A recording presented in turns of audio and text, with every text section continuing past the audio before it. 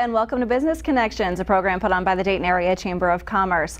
I'm Holly Allen, Director of Marketing and Communications for the Dayton Area Chamber. Thanks for being with us today. Consider this little fact. About 40%, actually more than 40% of the food produced in the U.S. goes uneaten.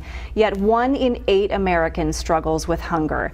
Well, this year on Business Connections, we've talked a lot about food deserts. That's been affecting us here in the Dayton area, and food insecurity throughout the Dayton region. But we haven't really talked about the role that food waste plays in that issue.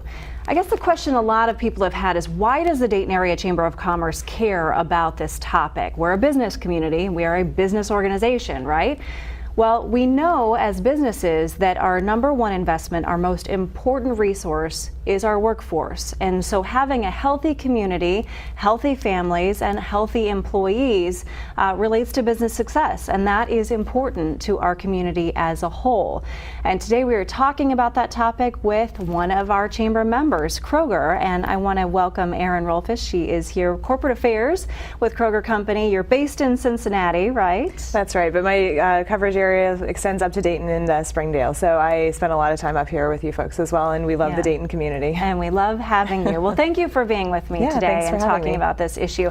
You know, Kroger actually made some news here recently with this new initiative, and that's what we're here to talk about today.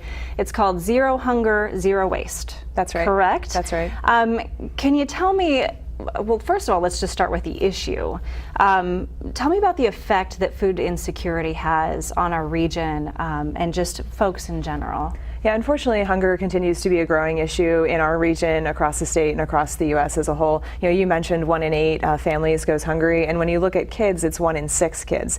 So we really want to take some time and say, what can we do as the nation's largest grocer to be able to address this issue and help make changes? So that's kind of where we started when we looked at it, and the hunger piece makes sense for us. You know, Kroger's been a founding member of Feeding America, so we spent a lot of time giving to food pantries throughout the years. But when we looked last year in September, launched in Hunger Action Month, September 2017, we said, let's figure out a way to really move the needle on this. So we combined the hunger side and then the waste side that you mentioned to say, we can really make a difference in this, diverting this 40% of food that we throw away to actual food that folks who need it can consume. First of all, I have to say that I'm very proud to say that a local, regionally local company, a chamber member, is taking a look at this issue. It's really great to hear. Can you tell me about what this initiative, I know you have a plan, you have a website out there that has this information if people want some more information. Can you talk about what the initiative includes? What is Kroger's plan going forward? Sure. High level, our goal is to eliminate hunger in the communities we call home and then end waste as a company by 2025. And we kind of see those two things coming hand in hand. You look at the grocery store, you see that beautiful produce and that great meat that you want to take home and cook for your family. And occasionally, sometimes things sit on the shelf a little bit too long. That doesn't mean that it's not great to eat. It just means that maybe visually, as you're scanning the shelves, you see a bruised peach or an apple that kind of looks a little like it's been out there for a couple of days. And for a lot of us, we don't know what to do with it. I'm the same way. I get a thing of strawberries that might have a couple dented, and I'm like, okay, I can't eat these, let's just toss them. But working with all of this has really opened my eyes to say that food is still good. And just because it might not be as visually appealing, it doesn't mean that it doesn't taste as good. So that's kind of our first step to say, what can we do with this food that might not want to sell, but is still perfectly fine to eat? And then moving through that whole plan, we've outlined a few steps. One of the ones I'm most excited about is our commitment to donating 3 billion with a B meals to folks before 2025. And that's healthy and balanced meals. So if you think of those can drives that we did when we were in high school, you give the can of corn that's been sitting on your shelf for a year, and folks might not know what to do with it. And it also kind of takes away that dignity of being able to shop for yourself. Just because someone's food insecure doesn't mean they don't have the right to pick out the food that they want to cook for their family. Right. I love those ideas. And you're right. I think we've become so accustomed to, you said when we're picking out produce, it has to be perfect. Right. If it has a blemish, we can't use it. And I think changing that perception can go a long way. So I think those are really good points. What's the goal? What's the end goal here? And what is the timeline? timeline look like for a zero hunger, zero waste? Sure. I mean, very, very clearly stated, ending hunger in our community and eliminating waste as a company by 2025. So whatever that means to end hunger in Cincinnati and Dayton by 2025, that's our moonshot star goal. When it comes to ending waste in our company, we've had a couple of exciting announcements this year when we announced that we're also ending use of plastic bags by 2025. That's another big goal that we have looking forward. But the way we're starting with that is we're working with partners like the World Wildlife Foundation. We've worked with them for forever when it comes to sustainable seafood, and now we've asked them to take a look at, what is Kroger doing that we can make a few changes so that it's a little bit easier to reduce. We call it shrink, but the stuff that we throw away from our stores. So what are the kind of small and easy things that we can do to say, hey, let's make our company a little bit less wasteful? Right. That is not a small undertaking. No. I saw that, and it was just recently that announcement was made. It hit the news. The elimination of plastic bags by 2025. Is work already underway to try to figure out logistically how do you make that happen when the company has been built around those plastic bags for so long? Right. Yeah, it's a huge request of our customers, which is why we're giving ourselves so much time to figure it out. It's not just us, but I know that I've got the reusable bags, but they sit under my sink at home. So what is the mindset change that we have to make sure that gets to be an easy thing for our customers to do as well as for us? So we're starting in QFC, which is one of our divisions out west under the Kroger banner, and it's a smaller division, and since they're in California, they're kind of on the way there since they have requirements that we don't here.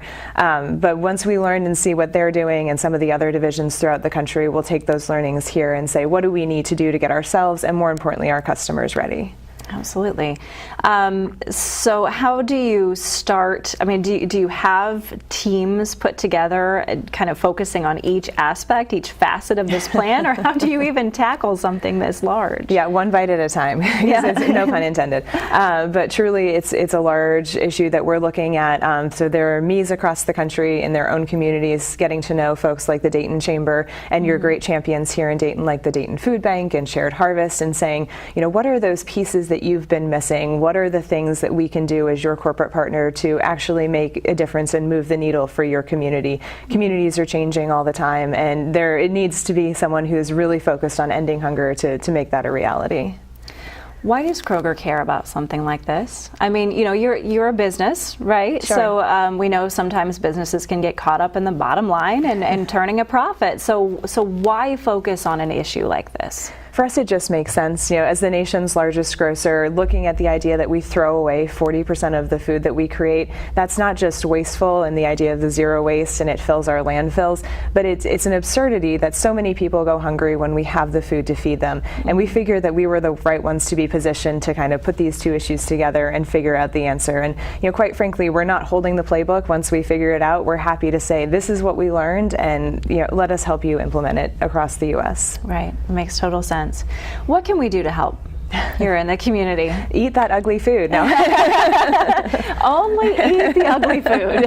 I can do that. No, I would say just kind of open your fridge tonight and take a look at what's inside and say, is obviously don't eat it if it's moldy, but if it's a little bruised or it's been there for a bit and you can kind of eat it, or maybe it's an apple that's a little old, chop it up and put it into something else. And if it's a strawberry, make a nice fruit drink for yourself and your family. Right. There's good opportunities to not just throw things away. And I just joined the Kroger Company in February of 2018. And it's really given me pause to say, what is it in my fridge that I should be eating instead of just kind of tossing it out? And then challenging yourself and your friends and coworkers to give a bag of food to a food bank around you, whether it's a free store or a Dayton Food Bank or Shared Harvest.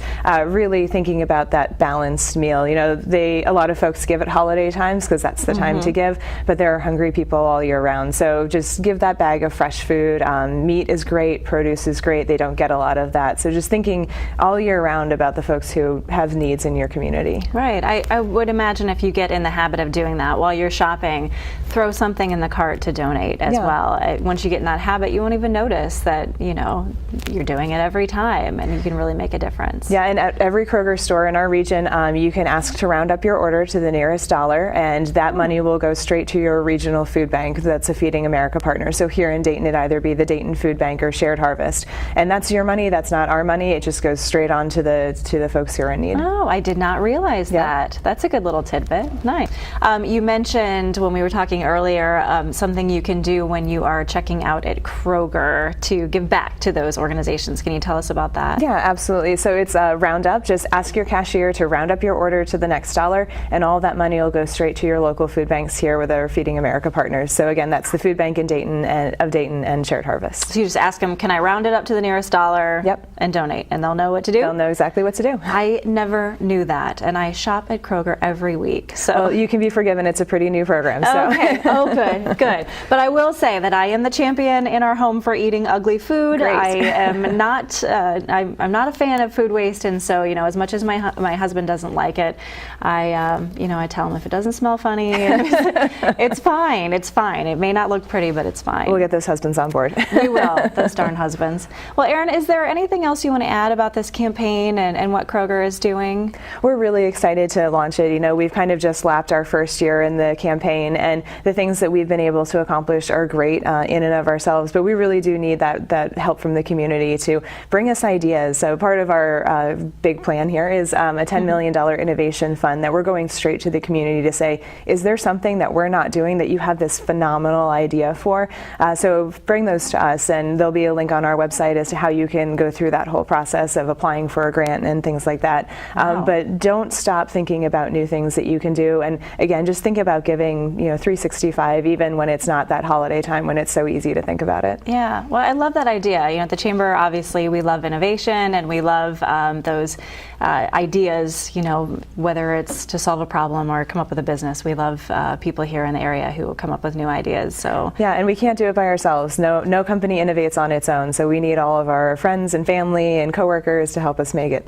Absolutely. Well, kudos to Kroger for launching this initiative and really taking a hard look at this issue. Like I said, it's something that we've talked about a lot here in the Dayton area. We've talked about here on this program, Business Connections, and the Dayton Area Chamber of Commerce has been involved in this issue in different ways, but we really have some great champions here in the Dayton area tackling it, and we're thankful for all of those folks as well. So thank you, Erin, for being with me today. What's the website people can go to get more information? Sure, if you just go to www.thekrogerco.com, you can learn more. Thekrogerco.com. All right, thank you, Erin.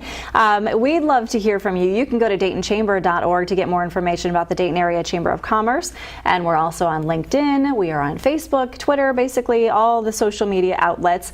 I'm Holly Allen, Director of Marketing and Communications with the Dayton Area Chamber of Commerce. Thank you for being with us today. Stay tuned for a message from our President and CEO, Phil Parker. It's hard to believe, but hunger affects virtually every county and region in our country. We're a nation blessed with abundant resources and generous people, yet some still put their children to bed at night with empty bellies.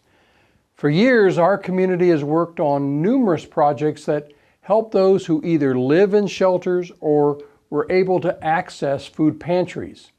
However, today, there is still much food that goes to waste from restaurants, grocery stores, and food banks, and far too many still need our help.